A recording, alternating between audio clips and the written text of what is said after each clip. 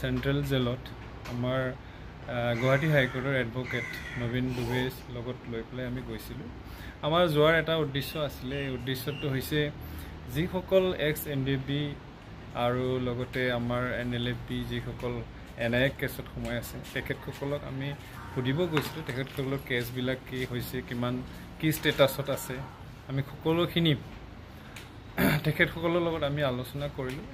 আলোচনা কৰি আমি কিছুমান ল'ৰাৰ লগত আলোচনা কৰি গম পালোঁ যে কিছুমান তেখেতসকলৰ কেছ আজিলৈ হিয়াৰিং হোৱা নাই, কিছুমানৰ মানে এভিডেঞ্চ নাই, কিছুমানৰ এডভকেটছ নাই। সেইবোৰ মানুহ বা সেইসকল ল'ৰাৰ আজিলৈকে হিয়াৰিং প্ৰচেছ হোৱা নাই। আৰু আগৰ যিবিলাক হিয়াৰিং হৈছিলে এক্স NDP সকলৰ তেখেতসকলৰ হিয়াৰিংটো কিছুমানৰ ফাইনেল ষ্টেজত আছে। যিসকল ফাইনেল ষ্টেজত আছে আমি সেইসকলৰ আমি হাত দিব নোৱাৰিম, কাৰণ তেখেতসকলৰ অলৰেডি এডভকেট আছে।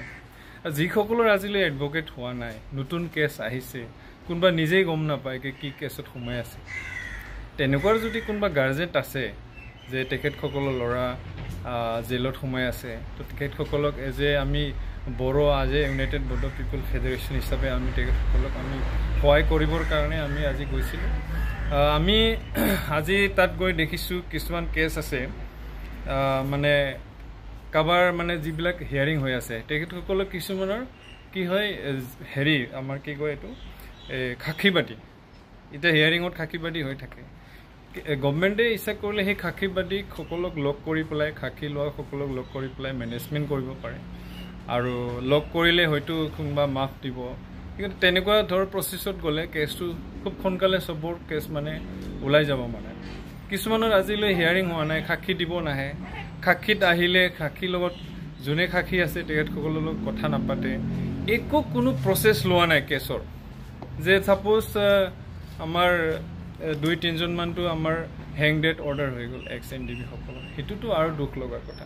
তেখেতসকলৰ হিয়াৰিং যে কিমান সাক্ষীবাদী হৈছে, কিমানটা হিয়াৰিং হৈছে, এডভকেটে কি কৈছে, আমি একোৱেই নাজানো, গাৰ্জেনটো নাজানে, সকলোৱে নাজানে। তো যা হওক বাৰু, সেইটো এক্স NDP সকলৰ যিটো চাৰেণ্ডাৰ প্ৰচেছ কৰি পেলাই তেখেতসকলে আসাম চৰকাৰৰ ওচৰত চাৰেণ্ডাৰ কৰিলে, তেখেতসকলৰ যিটো চাৰেণ্ডাৰ, এই চাৰেণ্ডাৰৰ মিনিংটো সেইটো ফুলফিল নহ'ল। চাৰেণ্ডাৰ মানুহে কেতিয়া কৰে? যেতিয়া মই বেয়া কাম নকৰোঁ, মই আজিৰ পৰা ভাল হ'ম বুলি চৰকাৰৰ ওচৰত চাৰেণ্ডাৰ কৰে। চাৰেণ্ডাৰ কৰাৰ পিছত যে জেলত আকৌ যাব লগা হয়, সেইটো আমি দেখা নাই। আগৰ যিবোৰ আপচু আন্দোলনৰ ক্ষেত্ৰত বা কিবাৰ ক্ষেত্ৰত আমি বহুত চাৰেণ্ডাৰ কৰা দেখিছোঁ। চাৰেণ্ডাৰ হোৱাৰ পিছত মানুহ জেলত নাথাকে, বাহিৰত আমি দেখা পাইছিলোঁ। কিন্তু আজি যিসকল আমাৰ এক্স NDP ভাইসকল চাৰেণ্ডাৰ কৰিলে, দিল্লী নিচিনা জেগাত চুক্তি কৰিলে, চুক্তি কৰাৰ পিছতো তেখেতসকলৰ যিটো ৰেহাই, এই ৰেহাইটো আমি দেখা নাই। সেইটো আমি বুজিব পৰা নাই। যা হওক, এইটো চৰকাৰৰ ডিচিশ্যন। চৰকাৰে যদি ভাবে সেইটো অতি সোনকালে চবকে ৰেহাই কৰিব পাৰিব বুলি আমি আশা কৰিছোঁ আৰু আমি অনুভৱ কৰিছোঁ। মই ইউটিউব চবতকৈ আপোনাক নমস্কাৰ কৰি আছোঁ। আমাৰ ইউটিউবৰ পৰা আমি এইটো কওঁ যে আমি গ'লোঁ জেলত, আমি চবৰ লগত যিমান আছিলে আমাৰ মানুহ চবেই গৈছিলে। আমাৰ প্ৰথম উদ্দেশ্য এইটোৱে আছিলে কি আমি গৈ পিনে চাওঁ কি আমাৰ কেনেকুৱা বড়ো সমাজৰ পৰা কোনোবা মানুহ এনেকুৱা আছে নেকি যোনে আপোনাৰ তাত আননেচেচেৰী ভিতৰতেই আছে, আৰু ইয়ক এনেকুৱা ক্ষমতা আছে নেকি বাহিৰত মানে আহিবৰ কাৰণে, ইয়াৰ কিবা চান্সেছ আছে নেকি। আমি এইবোৰ চব ছাৰ্ভে কৰিবৰ কাৰণে আমি তাত গৈছিলোঁ। যোৱাৰ পিছত আমি বহুতজনৰ লগত লগো ধৰিলোঁ। আমি এইটোও গম পালোঁ কি কিবা কেছ এনেকুৱা আছে যোনে সুপ্ৰিম কোৰ্টত চলি আছে, কোনোবা কেছ আছে যোনে হাইকোৰ্টত চলি আছে। এইবোৰত এটা ভাল ভাল এডভকেট এনেকুৱা আছে, ইয়ক লাগি আছে, কৰি আছে। আমাৰ মেইন উদ্দেশ্য এইটো আছিলে কি আমি গৈ পিনে এনেকুৱা মানুহ যোনে মানে আপোনাৰ আইনৰ বিষয়ে ইয়ক নলেজ নাই, যোনে তাতে কিবা এটা কেছৰ কাৰণে সোমাই আছে, ইয়ক কোনোবা কণ্টেক্ট কৰিব পৰা নাই। আমি তাত যোৱা এটাই মকচদ আছিলে আমি গৈ পিনে ইয়ক কণ্টেক্ট কৰোঁ।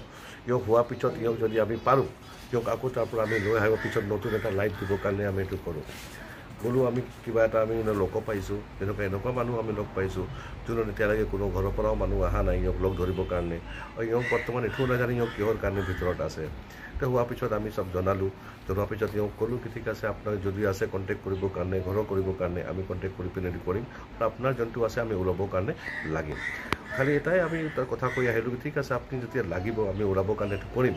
অহাৰ পিছত যেনেকুৱা আমি আপোনাৰ বড়ো সমাজৰ কাৰণে কাম কৰি আছোঁ, এনেকুৱা আপুনি লাগি পিনে আপুনি যিমান পাৰিব ইমান এইটো কৰিবৰ কাৰণে আগবাঢ়িব। আমাৰ মকচদ এইটোৱে আছে, আমি যিমান পাৰোঁ যিমান কৰিবৰ কাৰণে, যিমান আমাৰ ক্ষমতা আছে সিমান আমি পাৰোঁ, ইমান আমি বড়ো সমাজৰ কাৰণে আগবাঢ়ি আছোঁ।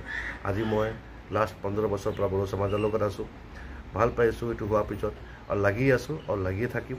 আৰু যিমান এইটো আছে জেনিউন আৰু আইনৰ বিষয়ত যিমান কৰিব লাগে যিমান লগে মই জানো ইমান লগে মই সবকে ডিছপ্লেট কৰিম নমস্কাৰ